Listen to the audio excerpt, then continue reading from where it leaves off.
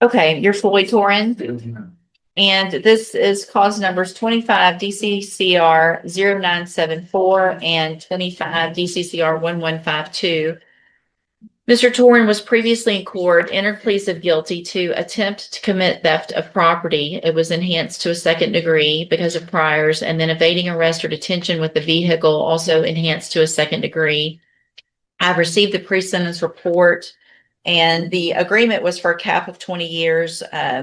It looks like it probably could have been habitual, but you guys pled it to just a straight second degree with an open plea to the second, correct? Yes, ma'am. And I've received the pre-sentence report as well as some documents that Mr. Radford has sent in with regard to Mr. Torin's mental health, as well as some physical issues, and one letter as well of support. Have you both had an opportunity to review all of that? Yes, ma'am. Yes, Judge. Are there any additions or corrections to that pre-sentence report? Just the things that I submitted, Judge. Okay, Mr. Radford, you may proceed. Judge, Mr. Torin has an extensive criminal history. However, as he has gotten older, he has had some health issues. He has vision problems. He has been seen and treated at Spindletop MHMR for some mental health issues. He has a very supportive family who is here today, and I'd ask that the court take that into consideration in determining his sentence. What is the status of parole? No, we're waiting on the We're on outcome this. Okay. Mr. Smith? Judge, his extensive criminal history going all the way back to his juvenile years tends to show more about what he is and what he does than anything else. He's been given probation. He wasn't able to complete that. He has been sentenced to multiple long sentences in prison, and that seems to be the only thing that has kept him from committing new crimes in society, was the fact that he was incarcerated. I don't feel like probation is appropriate. We would ask for, we have given him consideration by coming off of the habitual and capped this at 20 years. So we would ask for a TDC sentence in the high range on this. Mr. Torin, in 2019, you received a 15-year sentence. So you were only not, I don't know how long it doesn't show me when you got out or how long you were in on that, but obviously. So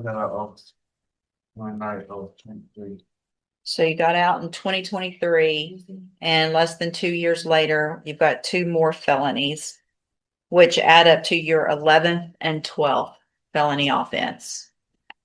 And I understand the issues with PCP.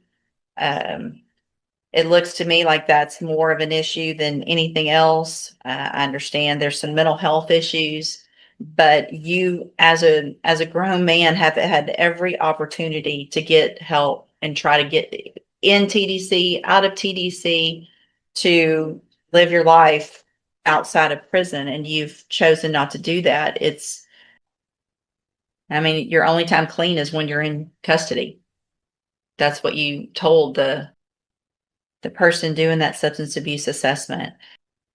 I don't know. I just think it's I appreciate your family being here, and I appreciate the support, and I appreciate this letter, but it's all ridiculous when you look at your criminal history and the fact that you're on parole and you commit 2 more offenses and you're still using drugs, and you haven't it's not like you're a young kid. You know what you need to do to get the help you need to get. And you've made a conscious decision not to do that. So at this time, in cause number 25 DCCR 0794, and this evading was crazy. I mean, you could have killed people. You got used. I think it was twice you almost struck intersection of Interstate 10 and 7th Street, almost struck another vehicle. And then again at 7th Street and Dollinger, you almost struck another vehicle. You crashed through a fence. Then you continued to flee after you crashed through a fence and crashed again and finally came to arrest. I mean, it's not like you just kind of sort of evaded. This is your behavior is just a danger to everybody here in Jefferson County. So that being said, 25 DCCR 0794, I'm going to find that you entered your plea of guilty freely and voluntarily, find sufficient evidence to find you guilty, and at this time find you guilty of an attempt to commit theft of property, find that prior conviction true, or the prior convictions true in that case, sentence you to a term of 20 years in the institutional division of the Texas Department of Corrections.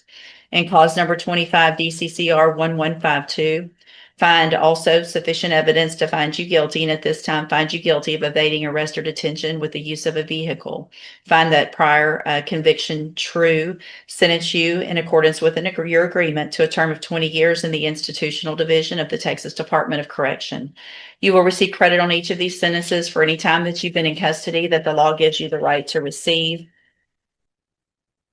I'm handing you, and they will run concurrently, which means together at the same time. I've handed you the trial court certification that shows these were agreements. I followed. You've waived your right to appeal. I've also handed you a written admonishment regarding your ineligibility to possess a firearm or ammunition. Because of the judgments entered against you, you're ineligible under Texas law to possess a firearm or ammunition. Possession of a firearm or ammunition could lead to charges against you. Firearm is a legal term. Read that. You should already understand it. But if you have any questions about the laws that make you ineligible to possess a firearm or ammunition, or about how long that lasts, you can talk with Mr. Radford. All right, you can go back with the bailiff. Yes, sir. Some says